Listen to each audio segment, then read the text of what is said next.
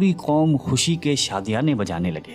ارشاد باری تعالیٰ ہے کہ جب انہوں نے اس عذاب کو دیکھا جو بادل کی صورت میں ان کے میدانوں کی طرف آ رہا تھا تو کہنے لگے یہ تو بادل ہے جو ہم پر برس کر رہے گا، تو اللہ تعالیٰ نے فرمایا نہیں، بلکہ یہ وہ چیز ہے جس کے لیے تم جلدی کرتے تھے، یعنی آندھی جس میں درد دینے والا عذاب بھرا ہوا ہے۔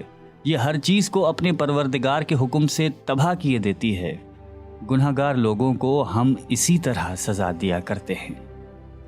اللہ تعالیٰ نے یہ عذاب 7 رات اور 8 دنوں تک مسلسل جاری رکھا۔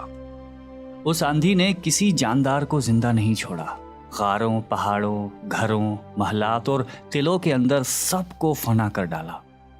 حضرت ابن عمر رضی اللہ تعالیٰ عنہ سے مروی ہے کہ آپ علیہ السلام نے فرمایا کہ وہ آندھی جس کے ذریعے قوم عاد ہلاک ہو گئی تھی، اللہ تعالیٰ نے ان